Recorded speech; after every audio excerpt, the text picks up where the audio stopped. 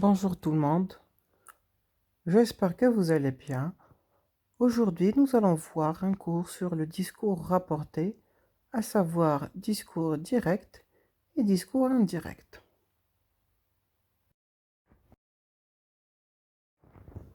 Donc le discours rapporté direct et indirect. On parle de discours rapporté quand une personne rapporte les paroles d'une autre personne ou bien ses propres paroles. Il y a donc deux types de discours rapportés. Le discours direct, les paroles sont rapportées, encadrées de guillemets, comme elles ont été prononcées. On place deux points après le verbe introducteur, dire, déclarer, répondre, demander, etc. Donc par exemple, le réceptionniste a dit: le petit déjeuner est servi entre 7 heures et 9 heures. Donc le discours rapporté indirect, les paroles sont rapportées dans une proposition subordonnée. On ne trouve plus les signes de ponctuation comme dans le discours direct. Par exemple, le réceptionniste a dit que le petit déjeuner était servi entre 7 heures et 9 heures.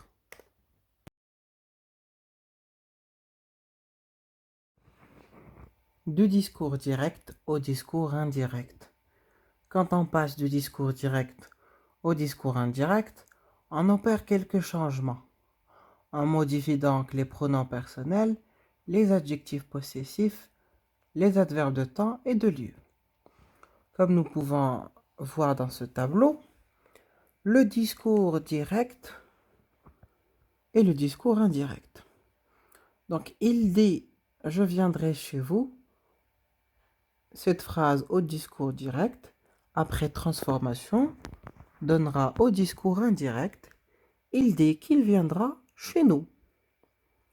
Donc, nous pouvons constater la même chose dans les phrases suivantes. Elle dit: je ne veux pas. Elle dit qu'elle ne veut pas. Je dis: dépêche-toi.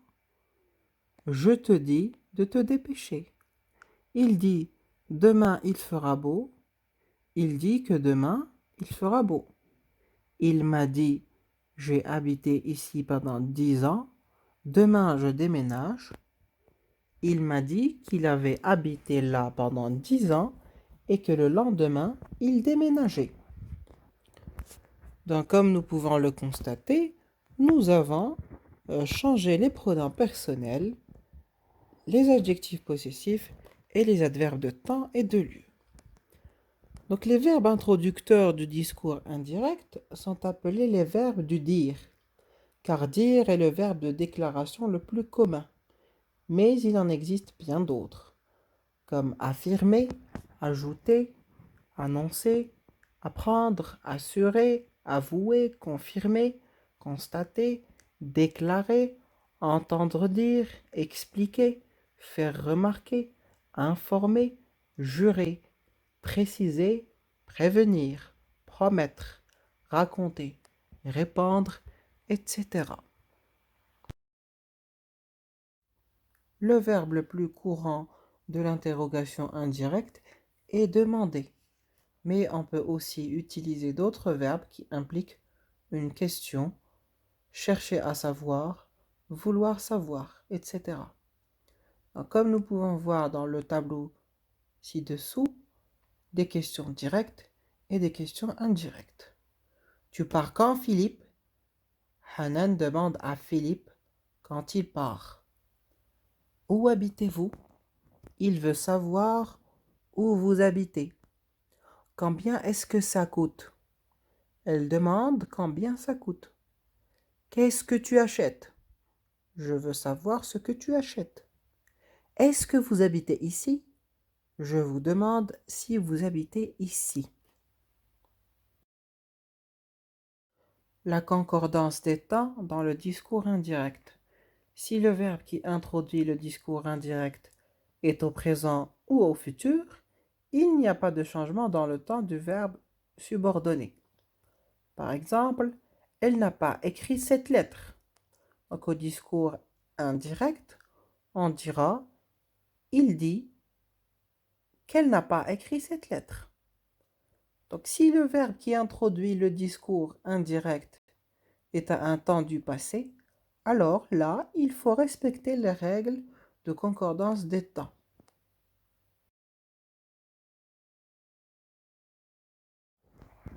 Donc voici le tableau de concordance des temps. Comme nous pouvons voir dans la première colonne, elle concerne le discours direct. Donc ce sont les temps verbaux des verbes utilisés dans les phrases au discours direct. L'autre colonne concerne le discours indirect. C'est-à-dire que après transformation du discours direct au discours indirect, le présent se transformera en imparfait. L'impératif en deux plus infinitif, le passé composé en plus que parfait, le passé récent en venir à l'imparfait plus de plus infinitif, le futur proche se transformera en aller à l'imparfait plus infinitif, le futur simple se transforme en conditionnel présent, l'imparfait ne change pas, de même pour le plus que parfait et le conditionnel. Donc notez bien que ces transformations ne s'opèrent que quand le verbe introducteur est au passé.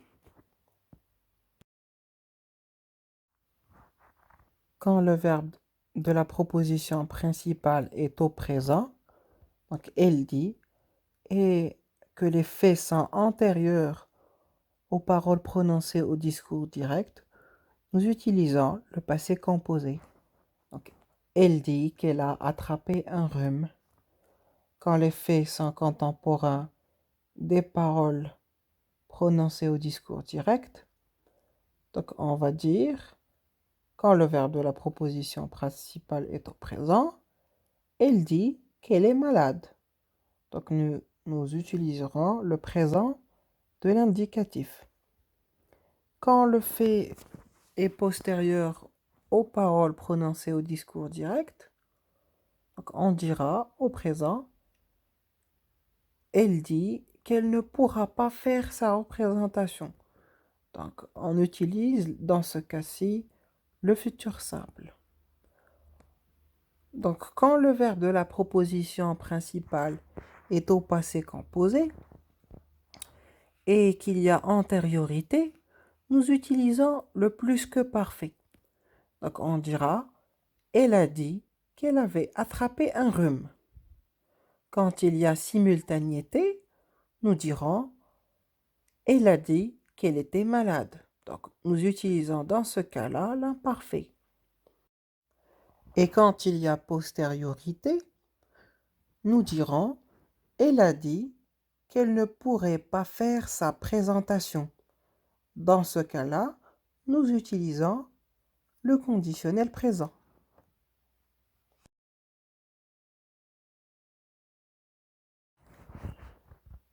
Quand le verbe introducteur est au passé, on modifie les expressions de temps et du lieu si le contexte est situé dans le passé. Donc au discours direct, nous dirons aujourd'hui. Au discours indirect, donc nous utiliserons ce jour-là. Hier devient la veille, demain devient au discours indirect le lendemain.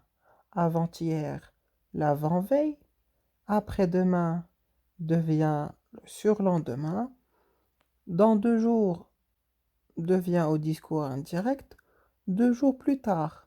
Cette semaine devient cette semaine-là, la semaine prochaine devient la semaine suivante, et ici devient là. Voici des phrases au discours direct que nous allons transformer au discours indirect. Donc, nous avons rendez-vous ici demain matin. Donc, si les paroles sont rapportées le même jour, on dira au discours indirect, elle dit que nous avons rendez-vous là demain matin. Elle m'a rappelé que nous avions rendez-vous là demain matin. Donc, les deux phrases sont rapportées le même jour. Si les paroles sont rapportées plus tard, dans ce cas-ci, on dira « Elle se souvenait très bien que nous avions rendez-vous là le lendemain matin. » Donc la deuxième phrase « Je me suis mariée avant-hier. » Il m'a dit ce matin qu'il s'était marié avant-hier. Donc ces paroles sont rapportées le même jour. Si les paroles sont rapportées plus tard, on dira « Il a déclaré qu'il s'était marié l'avant-veille. »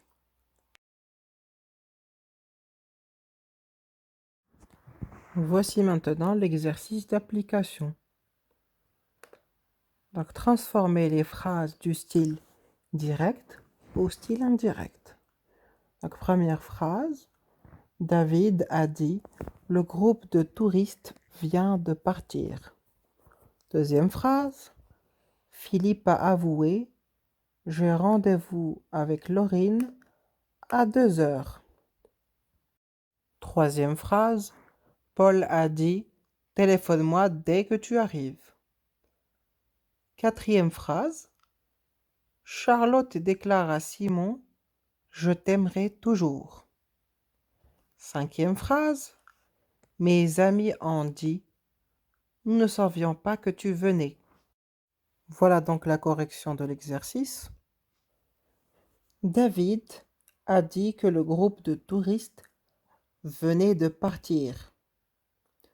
Comme vous pouvez le constater, nous avons transformé vient de partir, à savoir passé récent, en venait de partir, c'est-à-dire venir à l'imparfait plus infinitif.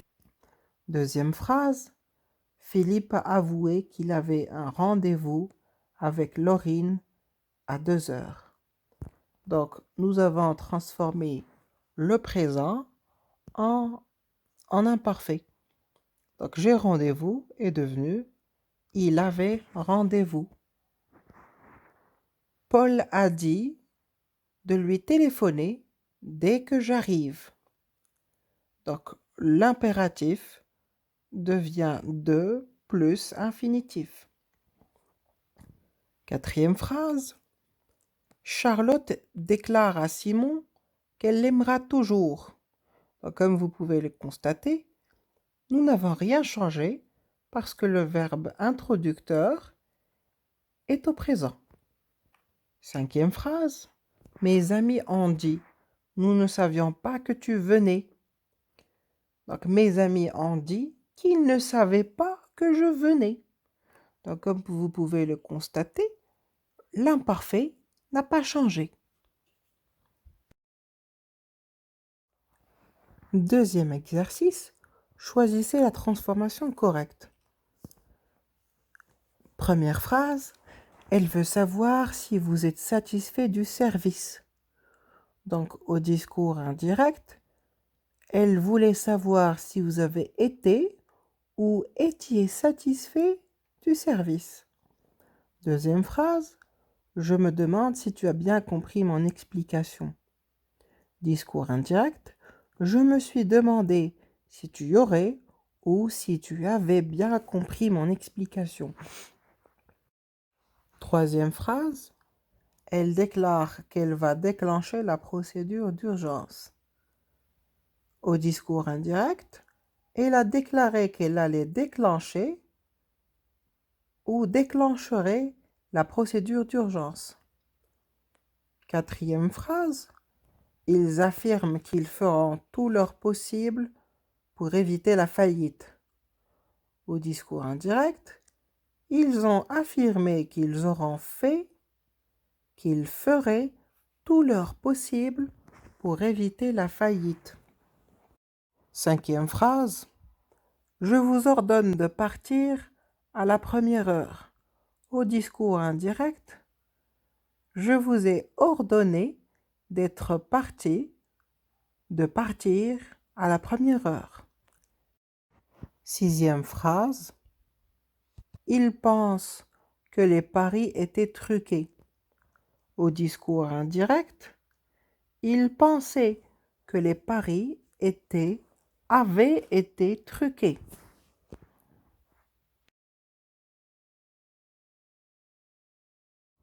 Voici donc la correction de l'exercice. Première phrase. Elle voulait savoir si vous étiez satisfait du service.